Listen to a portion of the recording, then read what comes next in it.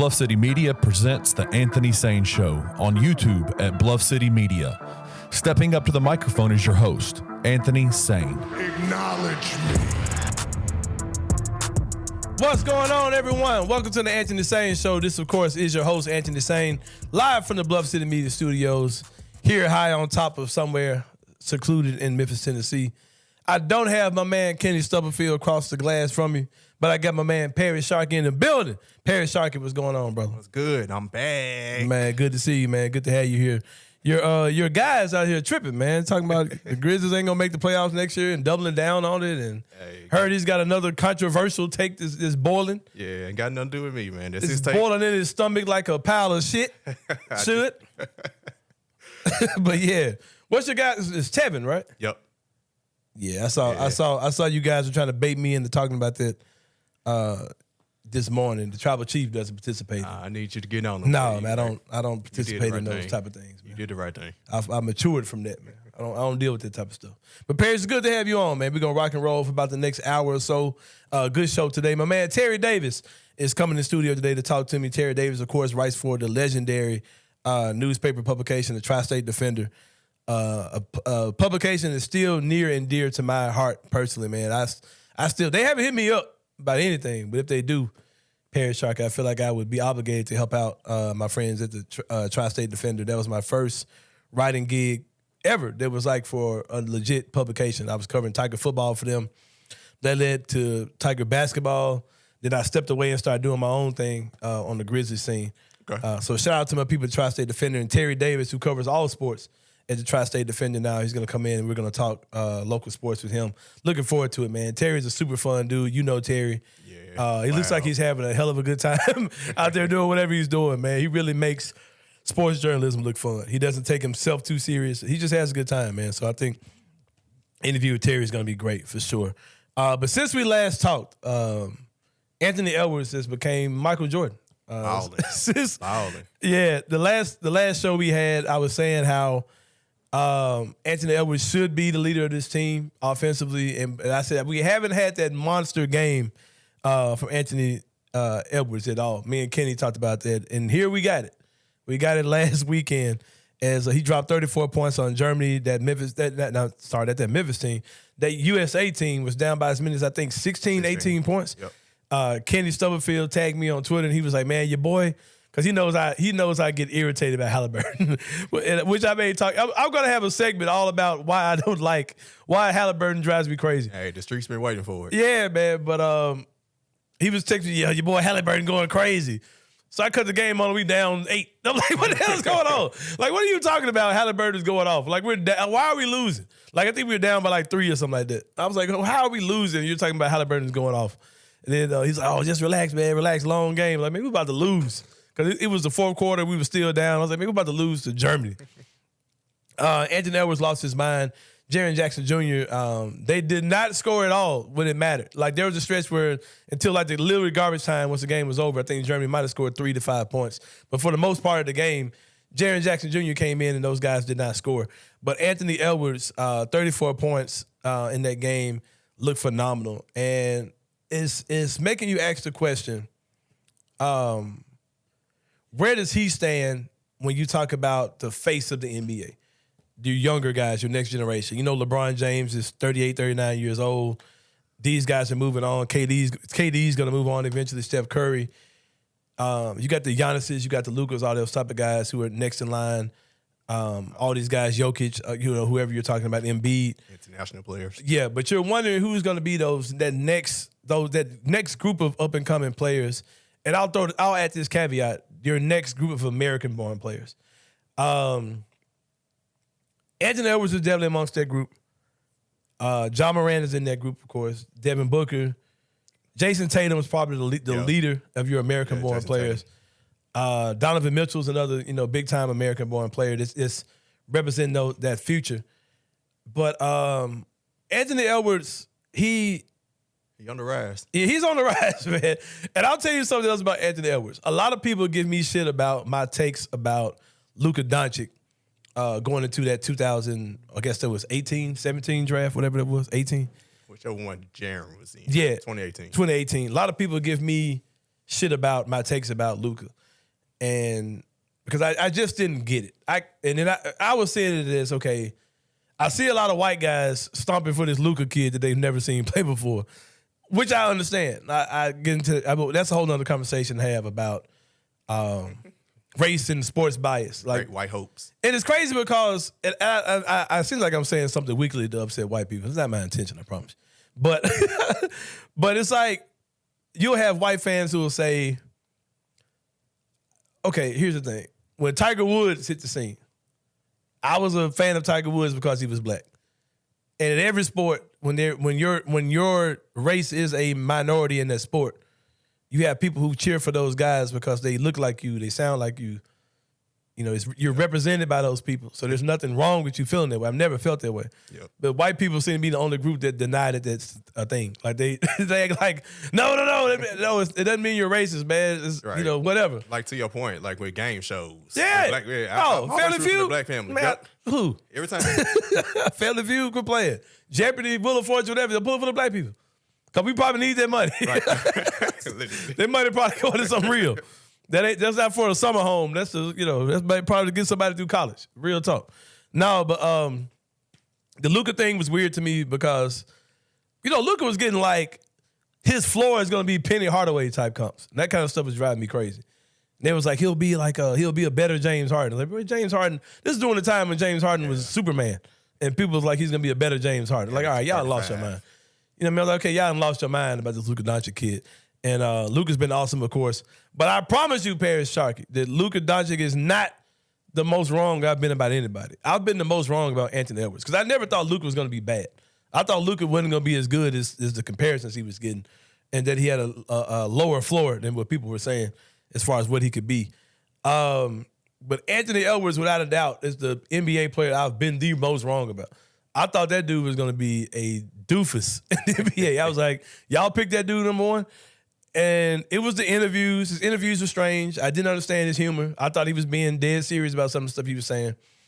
And probably the thing that shaped my opinion the most about Anthony Edwards, Paris Sharkey, is the Memphis versus Georgia game. University of Memphis versus Georgia game. But Alo was in his ass. Locked up. I was like, nah. And that's the number one player in the draft. The NBA is in ruin. But yeah, he definitely proved me wrong. He's became one of my favorite players in the NBA. One of my favorite quotes in the NBA. He's kind of found a way where he was riding the whole hood, street kid vibe, eating chicken in the press conference, all that. He's kind of tuned all that back, and he's kind of finding his middle ground of where his personality is. He seems to be a lot more focused on the game than he was coming into his rookie year. But you're talking about a guy who's getting better and better, had his first All-Star campaign. That Minnesota team totally built that roster wrong. Yep. That year after they lost to us, they tried to make a team, I guess, that was built to beat us. Built to beat us or whatever, yep. But no, man. You should have put everything in Anthony Edwards and built around him. All that Minnesota really needed to do last year was get D'Angelo Russell off their roster. That's all they really had to do. They could have kept everything the way it was. You drafted Walker Kessler, who was one of the better paint defenders in the NBA, and you traded him away with a bunch of other crap just to get Rudy Gobert when you already had Walker Kessler, who's a younger, cheaper version that could have practically done all the things that you're asking Rudy Gobert to do. So I never understood that whole thing. Anthony Edwards, he's a 6'5", 6'6" guard. Those are the type of guys that, the NBA has historically, the best players in the league have always been 6'5", 6'6", and taller. He's athletic. Two-way guy. The style of play, he can defend.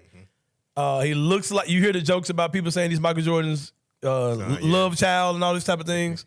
As perpetuated by people like myself. Who I saw that graphic. Right. He's just got the look, man. He's looking real. He's looking like he could be. He's definitely amongst that group of guys, and we have a guy that's in there as well, John Morant. I don't think they're pretty tit for tat for me, and I would love to see those dudes playing the same backcourt at one point, whether that's on the Olympic team or in the NBA. I would love to see them playing on the same team because those dudes would be a simply dynamic team. I remember Anthony Edwards.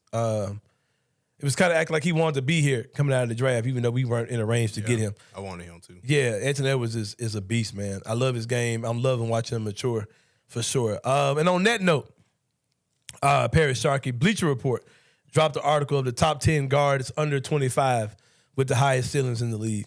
And first of all, have you seen the list, Paris Sharkey? Yep, I have seen it. All right. Well, I'm acting like you haven't seen it. No, you've seen it. So, I'll tell you who's not on the list, and these 3 guys not being on this list make me want to throw away the whole list. I'll just be honest with you.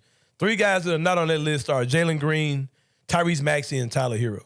I'm like, okay, so who's on it? You know what I mean? When I saw those guys weren't on your list, number 10, Josh Giddey. Josh Giddey is another player that they're forcing on us. Paris Sharkey. I believe they're forcing Tyrese Halliburton on us, and I think they're forcing Josh Giddey on us as well. Hell of a player. Not like he's not good. He's not better than Tyrese Maxey, man. I get you though. He's not better than Tyler Hero. Now, I mess with the Heat, but Tyler Hero is overrated in my opinion. And so is Josh Giddey then, man. All right, Josh Giddey's at 10. Jalen Williams is at 9. Yeah, all right, yeah. let's pause. Yeah. Pause the list. They went far enough. Now, I love Jalen Williams, I man. do too. I love Jalen Williams. Top 10. But 25. Oklahoma City Thunder, if you're saying 2 of the top 25 guards in the league, 2 of the top 10 guards in the league, under 25 or on your team, plus you got a guy who's older than 25 and Shai Gilgeous-Alexander, who's one of the better guards in the league, y'all ain't supposed to be y'all supposed to be way better than what y'all are. If that's what y'all are saying. If 2 of the top 10 are in your backcourt, not to mention the guy who's better than both of those dudes is on your team as well. Like, stop it. Jalen Williams is not a top 10 young guard in the league. He's good. He ain't top 10. Like, let's stop all of that. All right, they got Cade Cunningham coming in at number 8. Scoot Henderson at 7. Darius Garland at 6. I've got him higher than that. LaMelo Ball at 5. I think that LaMelo probably needs to go behind Darius, behind Scoot. My boy, Tyrese Halliburton, number 4. I don't agree with that. I think Garland's better than Halliburton. I'm sorry. Tyrese cold, man. Man, y'all, they got you. They got him. They ain't got me. They got him. He's solid, man. They got him. That dude's a media plant, man. They're making us like Halliburton. We'll talk about that during the break. John Morant's at number 3. Anthony Edwards number 2. Luka Doncic at number 1. If y'all want to believe Luka Doncic is 24 years old, this is a free country. You have the right to believe it. Hey, I just noticed something. So, did they do players that's not turning 25 this season? Because Trae Young is still 24 right now. He turns 25 in September. If so, they need to just get this whole list up out of here. Because Luka Doncic turns 25 in February. Yeah, this whole list needs to get the hell up out of here. Trae Young's only 24 years old? Yep. Oh, no, this whole list is trash. This whole thing is trash, man. And y'all know Luka Doncic is like 28, right? Yep. There's no denying. Like, come on, man. Y'all really want me to think that Luka Doncic was 19 when he came in the league? Y'all want me to believe it? Anyway. But yeah, man, we're about to take a break. When we come back, my boy Terry Davis is going to join us for the Sit-Down with Sain. It's going to be good stuff, man. Terry Davis is a super cool dude. He has fun when he covers the games. All y'all need to, because he's the guy to get with. Terry Davis, my man. Work hard, play hard. We'll see him in a minute on the Sit-Down with Sain here on the Answer the Sain Show. See you guys in a minute.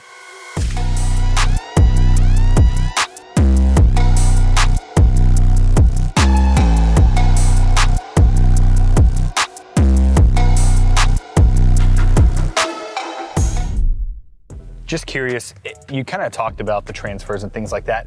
How has that changed your mindset from a roster management standpoint? Like, incredible recruiter. All the classes, I think we had 2 back-to-back and 21 and 22 top classes. How does that change with the transfer portal? Do you start focusing more on upperclassmen? Do you kind of get away from the younger freshmen? How does that work? Yeah, so I still believe in our coaching staff and the way we do things and developing guys. And that I will never get away from that philosophy. We're still going to recruit a high school class. Now, there's a lot of colleges out there that say, screw this. We're pushing all the chips in on this roster, win right now, and we'll figure it out. Sure. And if it doesn't, right, it implodes and bad things happen. But I think you still have to bring in true freshmen and develop them and see what they can become. And that I'll never waver from that. But the portal certainly changed things. Tune in to Tigers Untapped with TJ Willis and Trey Lasley every Wednesday at 3 p.m. on the Bluff City Media YouTube channel. Football is a different game. When there's something special about a team, it is a palpable thing. Yep. When you get a defense that flies around and is aggressive and attacking and forces turnovers and gets sacks and creates negative plays, and you get an offense that is high flying and can score points and can be balanced and has playmakers, like those things are palpable.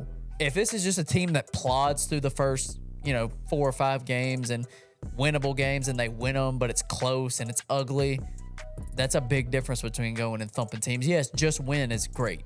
Win the games, but if you go out and you thump Bethune-Cookman and you thump Navy. Score 55 points. Right. Yeah. And you look like, okay, man. And hold them down to 14. Like, it means something. Yes. 2019, 2018, 2017. That's what Memphis did against bad teams.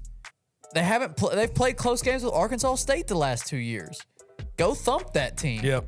Tune in to On the Bluff with Christian Fowler and Gabe Kuhn every Tuesday at 12 p.m. on the Bluff City Media YouTube channel.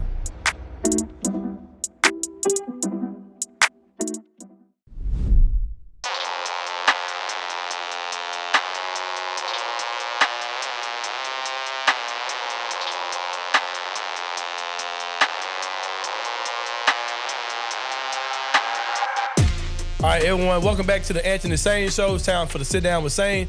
Got a special guest with me today, my partner, man, for the Tri-State Defender, my man, Terry Davis. T-Deezy, what's going on, my brother? What's up, my brother? I'm just following your footsteps, my brother. Hey, I'm trying to get like you, but I promise I'm trying to get like you out here, Terry. Well, Terry, let's go ahead and jump into this, man. You write for one of the oldest, if not the oldest, black-owned news publications, Tri-State Defender. I came from there. I still, to this day, kind of feel like I'm obligated to Tri-State Defender. I think that if Dr. K called me today, it was like he needed me to do something, I would do it. Like, I feel like that's why I learned a lot from. That's why I learned my writing skills there. I learned just how to maneuver as a journalist from Tri-State Defender, my time there. A lot of stuff I learned from there for sure. Of course, legendary Bernie L. Smith II, who passed away a few years ago. He was there when I was there. Dr. K, of course. You've been there for a while now. What's it like writing for such a historical newspaper that means so much, has so much relevance because of being that black historical newspaper? When you go in the black community, especially when you go to the high school sports, because I do a lot of high school sports, it brings a respectability, from your elders. And then the younger people want to say, oh, who you work for? They think I work for Commercial Appeal. Then I tell them, no, I work for the Tri-State Defender. Then I let them know what's going on. So it has a good impact across across whatever I'm going. And, it's weird that, Bernard Smith, he's one that brought me on. People still come up to me today and say, man, everyone has a story about Mr. Smith, because, like we say in the hood, that was a good dude. Yeah, man. And that's what people said. That was a good dude. And when you get that from your community on a regular basis, 6 years after you pass, that means you left a lasting imprint. And the same thing with the Tri-State Defender. They've been around for over 100 years, so they've been around doing the things of importance to the inner city and the black community. Yeah, man. I really, like I said, owe a lot to my time over there. I was covering the Tiger football team. This was my first beat I had over there. Shout out to Kelly Evans, who got me that gig over there. I was covering the Tiger football team. It was in the midst of a lot of the social justice stuff and the Colin Kaepernick stuff. And I didn't stand up during the Star Spangled Banner. And Burnell called me the next day, and he said, man, did you, he said, I heard you didn't stand up during the Star Spangled Banner. I said, no, sir, I didn't. He said, that's good. He said there was a guy who, somebody emailed me, called himself snitching on you, telling off on me. And I told him, I said, yeah, I'm his boss. I'm Burnell Smith, owner of historically black newspaper Tri-State Defender, and I defend his right to stand or sit for the national anthem. And I never, that was my first time feeling supported, you know what I mean? So, yeah, shout out to the whole Tri-State Defender team for sure. Another thing about you, Terry Davis, if anyone seems to be having the most fun doing what they do, covering sports, every time I see you, we get our jokes off. I get to lying about you, you get to lying about me. We just get to telling all these bullshit stories about each other. And I enjoy just seeing you work, man. I enjoy seeing you ask questions. You seem to be having fun, man. You take the road trips, you do whatever. You have fun, man. Like when you go out of town on a road trip, you enjoy the city. You take pictures and you eat the food and you get to meet the people. Like Terry's really making this what it's supposed to be like. You know what I mean? So are you really having as much fun as it looked like you having, Terry? I'm having even more fun because all the good stuff I don't put out there on social media. Because, one thing about being with the Tri-State, there's no deadline, and there's no pressure you got to write 4 or 5 stories. Yeah. See, because some of the bigger publications, they just write stories, sometimes just be writing stories. Right. And some of those editors don't know nothing about sports, so they get them to write what they think they need to write. With me, I have the ability and the freedom to write about anything and whatever I want to write about. Yeah. If I want to write about Ja's ugly tennis shoes or his good-looking tennis shoes, I can write about that. If I want to write about, the direction of the team, I have complete control of what I want to do. And then when I do go out of town, I'm not obligated to write 15 stories just because they pay money for me to go out of town. I go cover the story and write the story that may be. Because last year we was in L.A., and the Sherilyn Starp situation popped up. I wasn't obligated to write a 100,000-word essay on why Shannon Sharp blew up. I just sat down and then watch Shannon Sharp blow up. Right, up close and personal. Yeah. Yeah. And I've been noticing you kind of transitioned over to the photography side. Yeah. And that looks super fun too. Like seeing things through your lens. I'm like, man, Terry living the life out here, man. What's that been like getting into the photography game in sports? Photography is really where I started from. I've been taking pictures since I was like in middle school. So with the photography, when you taking pictures, people really don't notice you. Your only job is not get in the way. When you go to a high school game, you got the freedom to do all the things. You got, other than the problem of having terrible lighting there, and you just got to work with that. And then when you go to a stadium like the FedEx Forum, everybody want to see their pictures. Even in the day when people got their phone, it's just something about having a camera there and getting that action shot. So, one thing about we can take all those shots, but a phone can't do it, take the action shots you want. But when you just in the right place at the right time, and that's one thing about being a photographer, you got to be at the right place at the right time. So you learn from experience. You got to be just ahead of the action. You got to see where everything's going to be 5 steps ahead versus, oh, he was over there, let me go over there. You got to be over there before he get over there. And it's all about being in the right position at all the time. Yeah. Just like a good reporter, just like you. You're always in the right place at the right time. I try to be. Well, Terry, what drives you, man? Like, what makes you want to do this? Because a lot of this, like you said, it's pure passion. You go to extra pure mile. Passion, what? What? Shout out to pure passion. I was more of a king of clubs guy myself, man. But yeah, what drives you though, man? What makes you want to do this? One thing drives me because I don't have to make a living doing this because I have a day job. Yeah. I do it because I want to do it. And when you're doing something because you want to do it, even though it takes away from my weekends, my holidays, and things like that. And, a lot of people don't understand what goes into being a person like this. You may work 30, 40, 50 hours for a 3-hour game that for one day. A lot of people don't understand that, but that type of grind is something you can get into. And if you love what you do, doing is just easy. So like when I am in the press conferences, at first when I moved into Memphis, people, oh, he just worked for Tri-State. It's no big deal. But the questions you ask when the other people start using your question, and they start writing stories off of your question and the answer that was generated by your question, then that gives you some solace in what's going on. Yeah. And a lot of time early in the season, I do not have a filter. And, I have no problem asking you about dumb stuff that you're doing. If you do something dumb on Twitter, I'm going to ask you about what you did on Twitter. Because sometimes they have some more meaning behind it. But, I have no filter. And though they know I don't have a problem asking that question. So how do you you also are a fan of all the teams you cover. So I know you enjoy just being around the games, all those type of things. Yeah. How do you find that balance between being professional and being a fan? Because I'm an unfiltered fan. Like, I kind of stopped going to Grizzlies game because I'm like, no, I'm not going to play the media role with y'all. I'm going to come to the game. Oh, I know this. I'll be happy. I might get me a beer. You know what I mean? Yeah. So just stop inviting me because I ain't going to come. It's all about being able to compartmentalize. I know when I'm out there, I'm a professional. I'm not fanboy. I'm not out there. I want them to do well because when they do well, the story is a whole lot better. Like when I was in Austin covering the San Antonio Spurs, they were winning and going to championship game, but it was boring because they didn't give you anything. Everything was cookie cutter. And I was covering the Houston Texans, the same thing. Everything was cookie cutter. They were going to the second round of the playoff. They had J.J. Watt down there. They had a really good team. but they were not fun to be around. They did not make your job interesting. But here in Memphis, with the Memphis Tigers basketball team, nothing but love. Everybody, man, they could have, somebody can have a blister on his finger. How long before the brother get right? You know, you know, and just like with the Grizzlies, everybody want the Grizzlies to do well. So people have a affection for these teams, and that grows off and rubs off on you. If you go and cover the Grizzlies or Tigers and don't want them to do well, something wrong with you as a porter, because the story is so much better when the team is better. Yeah. You talked about how Memphis has, you know, so many interesting stories. One of those clearly interesting stories, we joked about this on the last show. Me and Kenny were doing the show, and we were talking about the whole Mikey Williams situation. Yeah. Which is hilarious, man, because it's like, it's like you would assume that he's eventually going to be on the team, but right now he's just kind of enjoying the spoils of being, you know, quasi-rich in Memphis. Like he's just he's out there going on shopping sprees. He bought a house in the hood. Like, what do you think is going to happen with this whole Mikey Williams situation? Mikey going to be on the team, point blank. You think he will be? Bet on it. Unless the judge in California said, come, lock him up.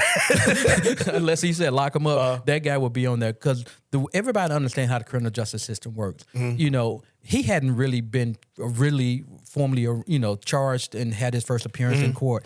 And they going to kick that down past March of next year. By that time, the Memphis be going to the Final Four, you know, with Deandre Williams coming back and all like that. You know, with him on there, on that team, it just makes so much better. Even if he don't make the team, that's going to be a really good team. But because that kid is in Memphis right now, you know, I think the university is trying to keep it on the low because they don't want all that drama coming in, because they're trying to do something else behind the scene, if you know what I mean. So that they really don't want him to be out there as a distraction, because school starts this week, and they might even tell him, don't go to class this week, go next week. You know, so just to keep it down, to make it, you know, football season kick in and just let them just slip on in, just like they did with Malcolm. It's all super strange, man. I'm like, okay, what's going to happen with this kid? But he going to play, period. Okay, I'm taking your word, Terry. It's all super entertaining in the meantime, in between time, because he got a hood, look like he off in the house, like he off in the mound somewhere. So what's wrong with the mound? They play in the mound. They play in the mound. It's just a very interesting story to see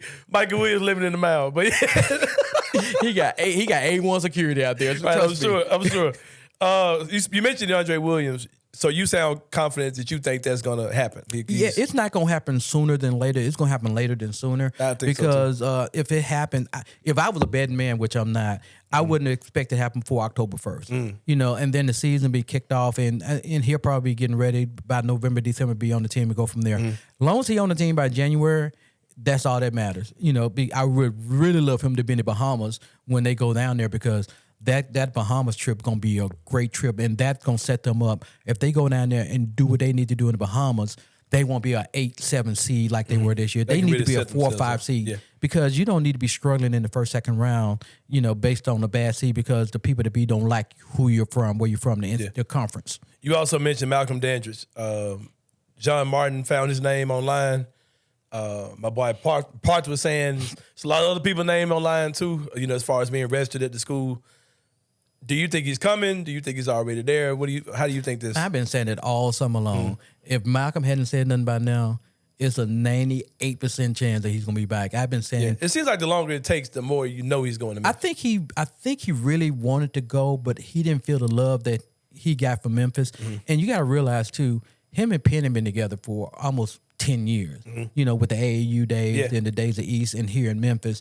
And Penn never said, "I don't want you here." He wanted to go out there and see what his value was worth. And Penny didn't get in the way of it. He said, that's what you want to do. Right. Yeah. And, you know, because Penny, you know, look at him as a father-son figure, you know, just like he did with Alo.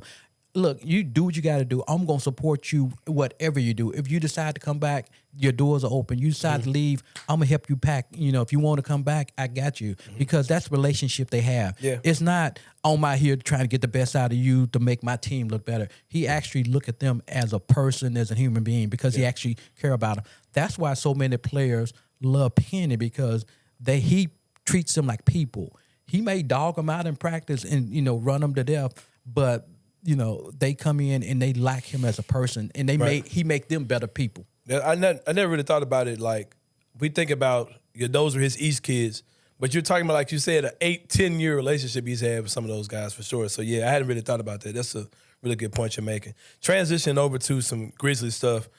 T. Morant spoke out at a basketball camp somewhere. Can't remember where they say it was. New Orleans. Yeah, he was in New Orleans.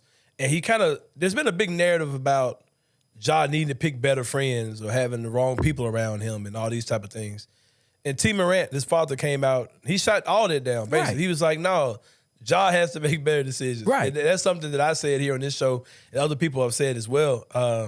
And I totally agree with that, man. With that being said, how much do you think Ja will start, pointing the finger at himself and dealing with his issues and ultimately getting back to the player we know he should be? You know what? Last year I noticed a change in Ja. Mm-hmm. Last year Ja went, he didn't want to repeat answers to questions. If you missed his question, you came in late. Mm-hmm. He didn't want to answer the same question because he always had a chip on his shoulder, but because he had a lot of skeletons in the closet, as we found out with the stuff that went on in the summer that came out. And then Man, a rough summer, man. he had a rough summer but that was brought on himself. And that was T was saying, basically, a lot of people saying, oh, D Rose going to be a good mentor to Ja. No, Ja need to be a good mentor to Ja.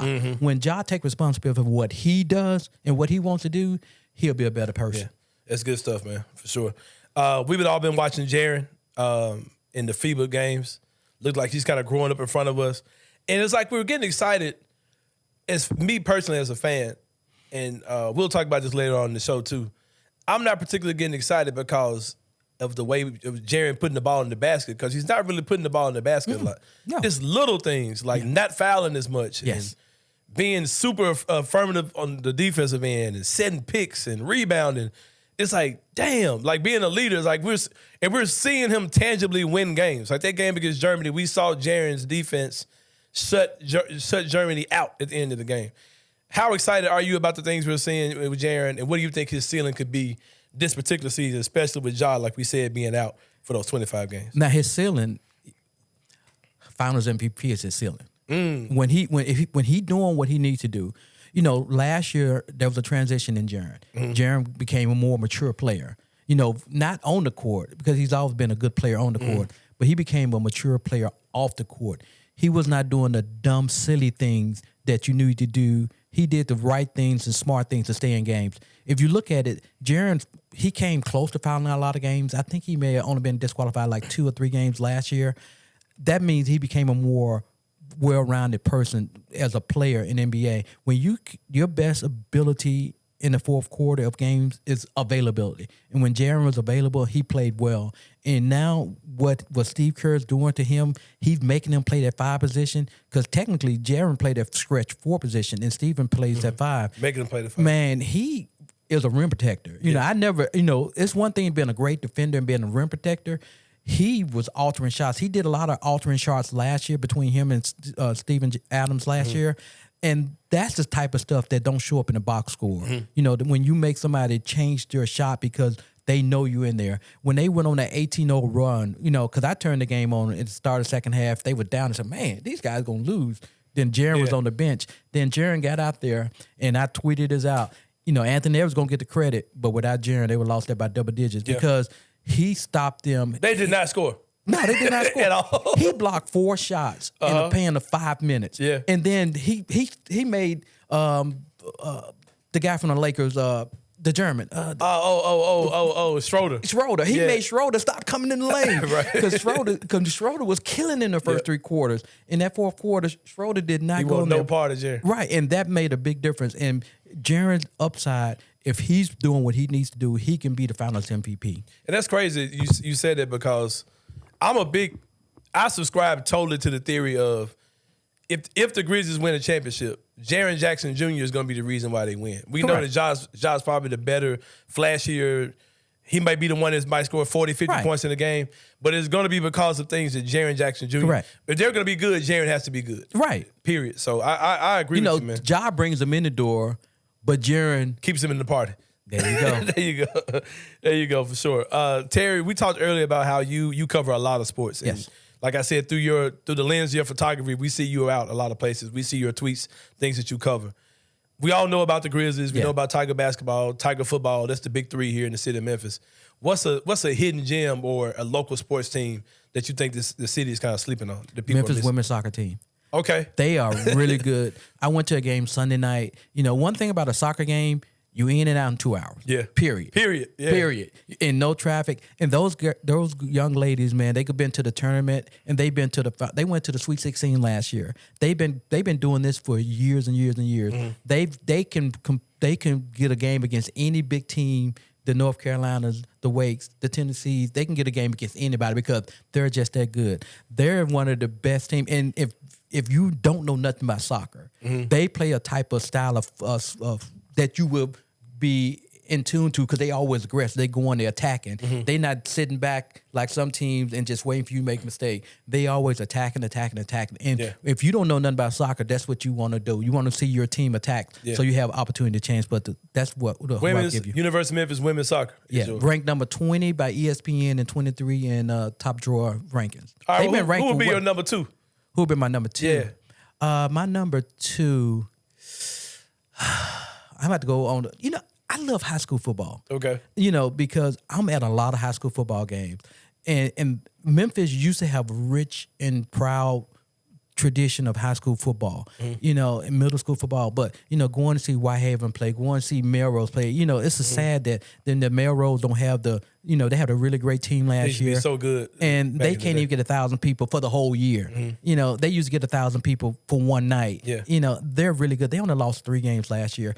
And looking at some of the charter schools play, Moss, and some of these other schools play, it's just great to see those good. I support high school sports because that's an outlet for a lot of those young guys and young ladies to get a free, stay out of trouble and get a free education in college. For sure, man. I totally agree. Because me and Kenny, the producer, Kenny Stubblefield, we were talking about the kids that we used to work with, like how sports changed some of their lives. Yeah. For sure, man. It's a young lady, Ticia Thompson. I don't know if you remember her. Yeah. She, the big time, D1 college basketball player. And she was one of the kids that came to our program that we used to work together. So, yeah, I'm with you on that for sure. We had Clayton Collier on here last week. CC. Yeah, and we talked about his Mount Rushmore of sports figures here in the city of Memphis. And his short time he's been here, I think he's been here like maybe 5 years. You've been here a lot longer than Clayton has. So yours would be a bigger span of athletes. What would be your Mount Rushmore? You can do coaches, players, executives, anybody that's a sports figure. Oh, the first 2 is Penny and Larry. Okay. Penny and Larry. Penny and Larry, they meant so much for the city. And you got to go. You got to go with D'Angelo Williams. You got to put him up there. Yeah. And you got to put Jarvis up there because Jarvis been like an icon as far as a reporter. Jarvis Greer. And one person that I don't think, people love him, but he just don't get that accolade. I think Lorenzen, he just did a lot for the city. He did. He played here. He went to he came from Oxford. He went to Booker T. Washington. If he was around, I think he would be making a big impact too because, he loved youth sports. Yeah. And I'm sure he would especially have at this ripe age he would have been now. He would have AAU team and he would be making an impact because that guy loved basketball and he loved kids. He loved the city. And he loved the kids more than that. And then he loved the city just as much. And he wasn't really from here. He grew up, he only went 1 year of high school and 2 years in college, but he still felt like he was a Memphian. So it's just those people to my Mount Rushmore. I got you, man. And what would be your best local sports moment? Either as a fan or covering them. I got 3. Yeah, many as you want to give. I got 3. I'm here for it. The Final Four team of 1984. Oh, okay. You took me back on that. Yeah, because you had Keith 84, 85, Keith Lee, Andre Turner, William Bedford. I think that was the best team. That team get overlooked, but they went into a game without a shot clock. And if they had a shot clock back then, no one was stopping them because you had Twin Towers before they were Twin Towers. You had Andre. You had a team full of Memphians on that team. Everybody look at the 08 team, but no offense to the 08 team and Derrick Rose. A lot of those guys were not from here, but that team from 84 and 85, 99% of those guys were from this area. Yeah. You got to go with the final Western Conference Finals with the Memphis Grizzlies. You got to go with that because they went in that playoff series I was living in New York at that time. So I was trying to listen to them on XM radio, listen to the games, or, cause doing that and looking at it. But that was well, because they weren't expected to be there. They went in as an 8th seed. Now, if this team right here this year go to the finals and win the finals, everybody gonna be happy. But it's expected. But back then they were not expected. Yeah. And then you got to give it to the Memphis football team that went to the Cotton Bowl. Yeah. You know, that team was really special, and they were one field goal away from being perfect. You know, going into the Cotton Bowl. You know, that right there actually put that team on the map and gave them some credibility, because they've been fighting for credibility for over 100 years. Yeah. I'm with you, man. That's a great list for sure. But Terry, I appreciate you, brother. Appreciate you coming out. Terry Davis, y'all, is one of the most giving people in the world, man. Anytime you thank him, he like, what are you thanking me for, man? Because you do good stuff, man. I appreciate you. And David, you're supposed to do good stuff. Yeah, you're right, man. You're right. This my man Terry Davis, y'all, for the Tri-State Defender. Check him out. Go check out his work on the Tri-State Defender website. This is my man. You're going to see him in the city doing a lot of stuff out here on this sports beat, man. About to take a break. When we come back, it's a 3-pointer. We'll see y'all in a minute on the Anthony Sain Show.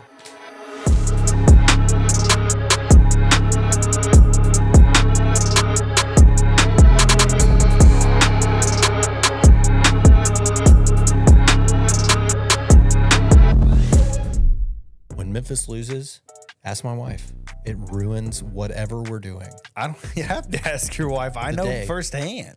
TJ has experienced it. We are two different types of fans, right? I am a robot. I can turn things off.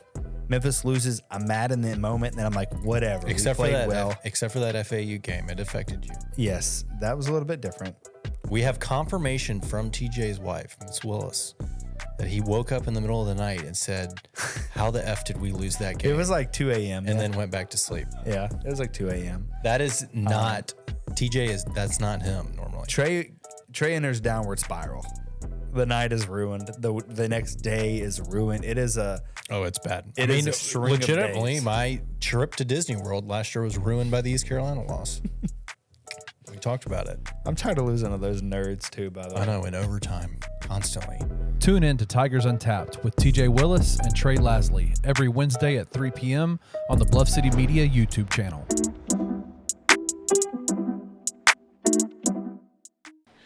What's up, guys? I'm so excited to announce that we have partnered with Coaching for Literacy, and you can read more about them at coachingforliteracy.org or follow them on social media at Coaching for Literacy. Your subscription to Bluff City NIL is 100% tax deductible because of our partnership together. Thank you for supporting Memphis Tigers student athletes and helping promote the monumental cause of childhood literacy.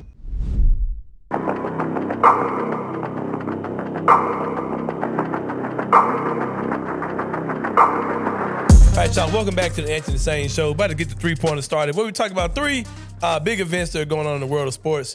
Can't get enough of James Harden, Paris Sharkey. I don't know. The story just keeps getting wild and wild. I told y'all this is going to get nasty. I think it's just going to get worse as time goes on. James Harden fined $100,000 for alluding to not playing if his trade request isn't met. Daryl Morey, of course, is also under investigation since the last show we had for saying, basically saying that he would trade him if he opted in. That was the agreement they had. Harden also alluded to a possible pay cut that he took last year with understanding he would get taken care of this summer. And nasty under the table stuff. I say shame on you, James Harden, for thinking that was going to happen. They're thinking that these executives were going to look out for your best interests. He's kind of stuck in a strange place, man, because he's still got got a max deal, max contract, but he's not particularly a max contract player anymore. Still an all-star, still a phenomenal player, still a guy that can go out there and average 20-something points a game. James Harden. I talked last week how I think he's getting a lot of disrespect. He's getting some of the same disrespect that I saw for guys like Carmelo Anthony as they were reaching a certain point in their career. I still think Harden is a great player. I don't like some of the treatment he's getting. My advice for James Harden is don't go out like this, big dog. Don't let them make a mockery out of you.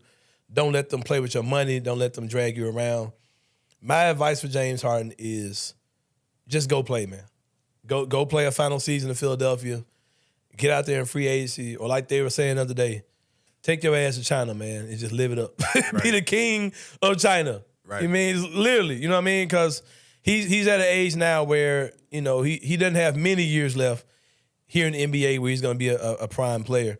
So, man, just don't go out like this, man. Don't let them do this to you because they're gonna tear up your name. Daryl Morey has friends in the media. They're gonna make you look like the bad guy. Just go play, have fun, make another whatever you made, 10, 20, 30, 40, whatever $1 million a year you made. Test free agency, go where you want to go. You know what I mean? Make them even matter, man. Go somewhere and play for the league minimum somewhere just to go chase a ring. I like Russell Westbrook. Exactly, man. Just don't worry. Don't go out like this though, man. Don't let them do this to you. Play that final season. Get the hell up out of there and just go out on your own terms because you're going to lose this fight, James Harden. Like that's my advice. That's my wish for you for sure. Number 2, super excited about this one. Super intrigued by this one, man. Track and field world championships. My girl, Sha'Carri Richardson, won the 100-meter finals. She's back, man. And I was watching this yesterday because I saw the stuff that she won, right? I was like, oh, shit, that's dope. Sha'Carri won. I was like, I wish I didn't read that because I'd rather just go home and watch it. So I went home and watched it, and she's in her, you know how like you know what happened? They're like, let me go double check and see did she actually win. Because that don't make no sense because she didn't win her heat. She didn't win the semifinals, and she got in, I want to say last. I want to say she got in with the worst qualifying time, if I'm not mistaken. And she comes in, she beats Shericka Jackson, she beats Shelly Ann Price, the 2 Jamaicans who have just been dominating this shit for the last 8, 12 years, seems like. She wins the 100-meter championship. She sets a world championship record with her time. And I'll say this, man. I'm extremely happy for her, the stuff she's gone through. She had the marijuana test and just, her response to everything wasn't the best. And just to come out this year and just leave all that in the past and just win on the highest level is exciting, man. I hope she takes that same energy to the Olympics and redeems herself. Super proud to see the way she pulled it out, man. I ain't gonna lie, your girl, Shericka Jackson was looking a little like she felt away a little bit too, man, because, she was the heavy favorite. No comment. She was the heavy favorite and Sha'Carri pulled it out. And I'm gonna tell you this right here, man. I don't have many sports crushes, but you know what my crush is, bro? Who? Little short, fine ass Sherry Ann Fraser Price. My apologies to your husband. But that little short woman is fine to me, boy. I've been, there's a joke that says that black people always pull for the Jamaicans in track and field, no matter what. We'll pull for USA and everything. We go pull for the Jamaicans in track and field. And Shelly Ann, man, she makes my heart beat. There's something about the little blonde and the pink hair and all that stuff. Just do something for me. All right, I'm Ariane. And then it's like, she looks like your typical hood black chick in America. Then she open her mouth and she's speaking Jamaican. Mm-hmm. Like they just do something for me. You know what I'm talking about? Nah. You can't relate? No, I can't relate.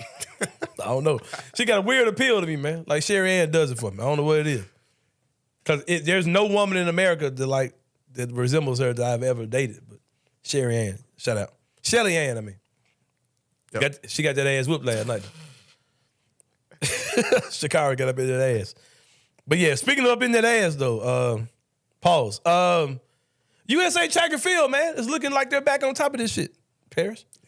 My boy Noah Lyles won the 100 meters on the men's side. Act like we never left. Hey, nah, we ain't looking like we never left because the Jamaicans been on our ass for at least about 10 of them things, about 10 years. Good decade. Yeah, good decade for sure. But Noah Lyles, shout out to you, shout out to Sha'Carri Richardson, United States track and field, looking like they're gearing back up to take things back over with the world's fastest man and the world's fastest woman, both being from the United States of America. Shout out to Shelly Ann Fraser Price.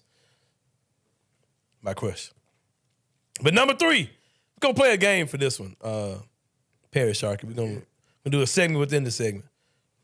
We're going to ask the question, is this giving dope or is this giving broke?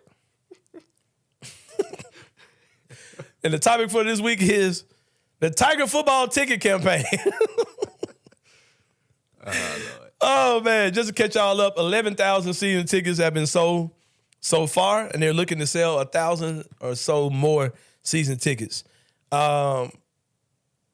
have a campaign saying that they're selling $60 corner seats, corner bench tickets to the Bethune-Cookman game, which is the first game of the season. And in the event that the Tiger football team wins that game, Perry Sharkey, you get to go to the next game free. And let's say Memphis wins that game. Guess what happened, Paris Sharkey? Get another free ticket. You get another free ticket. So basically, if the Tigers go undefeated at home, if you bought that particular tickets to those special seats in the Liberty Bowl, you would get to go to every game of the season free. And I asked you today, Paris Sharkey, is that marketing strategy giving dope or is it giving broke? Honestly, it's a little bit of both, but I'm gonna go with giving dope. Hey, It's kind of dope, man. Yeah, that's dope. It's dope.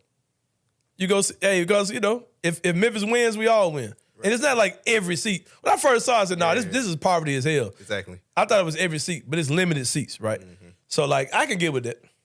I'm gonna say this giving dope, man. It's broke-ish. It kind of gives, Sonic Saver $5 vibes. Right. You remember the Kroger $5 tickets at Tiger football? Yep. I think they brought that back as $10 tickets this year. Or you remember the SMU game, the 901 seats. Oh my God. $9.01. Yeah. You doing something down on one day, bro? We'll talk about that next week. We still got time. Yep. For sure. But yeah, man. So we saying it's giving dope, right? Yep. That shit kind of broke, though. That's why I say it's a little bit of both. I'm gonna lean more towards dope with a little bit of broke in. Yeah. Well, man, we're going to take a break, man. We're going to wrap this thing up inside the Sain brain. We'll be come back on the Anthony Sain Show. See y'all in a minute.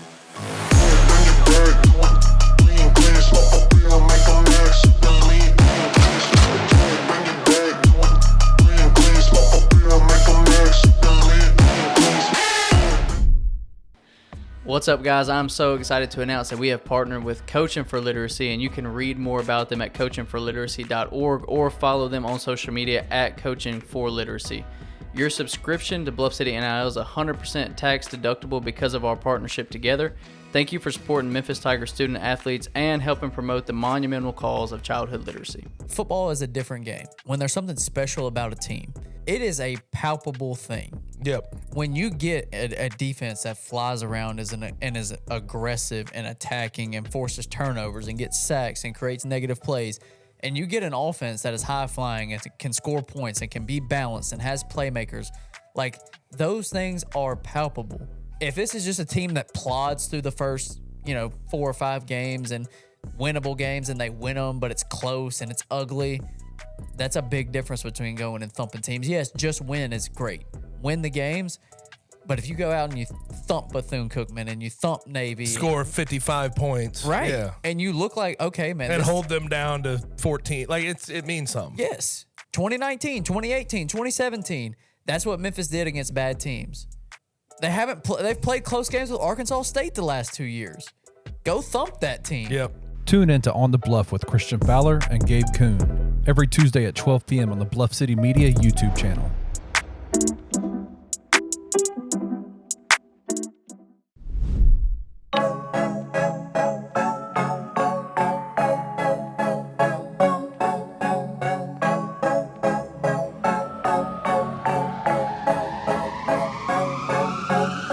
All right, y'all. Welcome back to Inside the Sain Brain here on the Anthony Sain Show. Final segment of the show. Shout out to my man Terry Davis, my guest for today for Sit Down with Sain.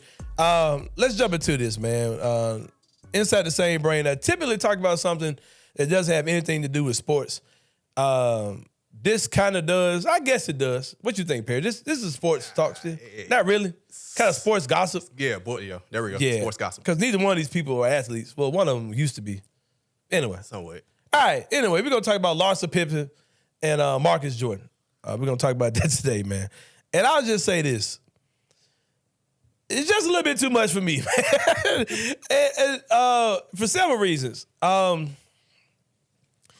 you know, Marcus Jordan is the son of the GOAT, Michael Jordan. I can't remember which one he is. He's the one that played for UCF, right? I think he's the one that he played for UCF. Yeah. Had braids or something back in the day. UCF used to play against Memphis, and Marcus Jordan was on those teams, like the Derrick Rose teams. Yeah, we used to mock him in the stands. I was a student at the time. Tear their ass up. But no,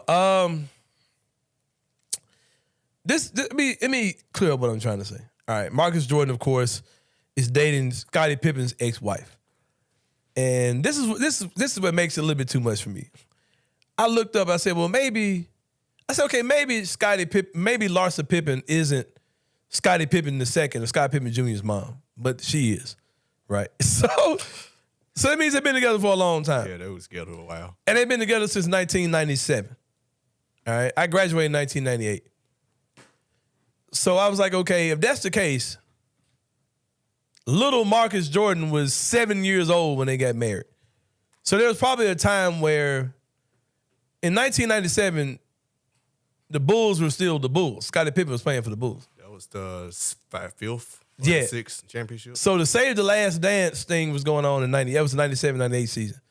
Yep, so that was the last championship. So Larsa Pippen was Aunt Larsa at one point to Marcus Jordan, man.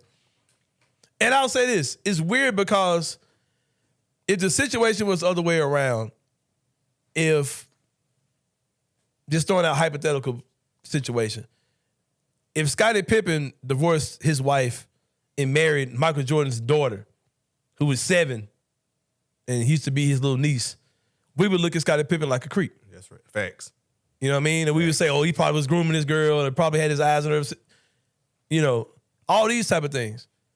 It's just super out of bounds, man. Like, this kid was a child. Like, he was 7 years old when y'all got married. You've watched him probably grow up. Y'all probably spent holidays together. And now you're dating him. And y'all are about to get married. And she's 49 years old. I want to say he's probably 32 or something like that right now. And it's just strange, man. And the fact that Scottie Pippen is beefing with Michael Jordan. Right. Yep. And then you're dating his son. You're dating his ex-wife. And because, man, we've seen Larsa Pippen she's got mileage. She's found her way around the world. I remember that Future stuff. She was messing with Future. She was messing with what's his name? Plays for the Lakers now. Michael Beasley. No. Malik Beasley. Yeah. Oh yeah. Dang. That was poor Scottie Pippen II, man. Your teammate had dealings with your mama. But even with all that kind of stuff, man, you ain't seen Scottie Pippen like really feel away or just really lash out.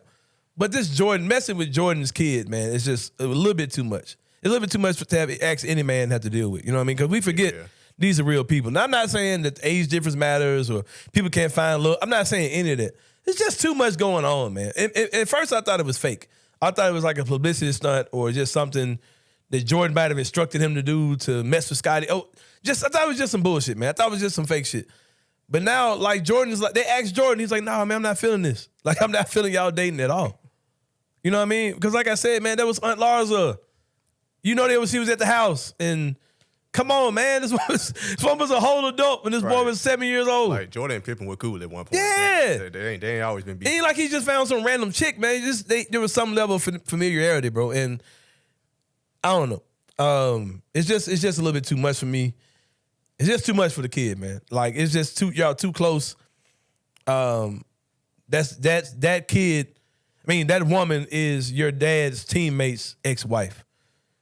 And I don't know. And I'm not saying Marcus Jordan can have any woman in the world, but he can get a lot of them being Michael Jordan's son. Yeah.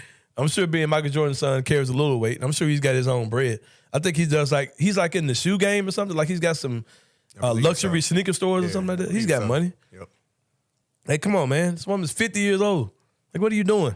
Like, it's, oh, man. Same age as me. It's too much, man. It's too much going on. All right, Paris Sharkey, which you, I'm going to put the pressure on you and not myself. What is it? If you were a single man, would you date or marry a woman that's 49 years old? Nope. No way.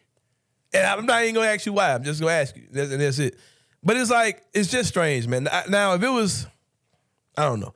It's just a little bit too much. Now, if this is a situation where they were like creeping, like he had like this fetish of, whatever, getting with Uncle Scotty's wife or whatever. Dreams about it when because she probably was fine as hell when he was a little kid. You know what I mean? Like, I get that part. She probably was fine because she's fine as hell now. So she probably was fine as hell with him when he was a little kid. But that's something I would keep on the low. I wouldn't be all out like, exactly. I'm about to marry Uncle Scotty's wife. Like, come on, man. Like, what are y'all doing, bro? It's just a little bit, it's just nasty to me. I can't get with it. But I guess I ain't got to. But yeah, that's your inside the same brain. Open up my mind to y'all, let y'all know that Larsa Pippen, Marcus Jordan, y'all just nasty. That's all I got. But for my man, Paris Sharkey, behind the glass, for Kenny Stubblefield, who's not with us this week. I don't know what he out there doing. Shout out to Kenny Stubblefield. Out there trapping in the streets. Something he doing out here. Might be looking for one of his dad's teammates' wives or something. I don't know what. No, he got a wife, so he ain't doing that. I don't know what Kenny got going on. But yeah, for my man, Terry Davis from the Tri-State Defender, appreciate you coming on with me today, my brother. For y'all at home, thank y'all, man. Thank y'all for listening. Thank y'all for subscribing, commenting, sharing, all those things. Appreciate you guys, man. We'll see you guys next time here on the Anthony Sain Show, and we out. Thank you for listening to the Anthony Sain Show. If you enjoyed this episode, leave a rating and a review wherever you download your podcasts. Also, like and subscribe to Bluff City Media's YouTube page. For comprehensive coverage of Memphis sports, head over to www.bluffcitymedia.co and find out how you can become an insider. We will see you back here next week.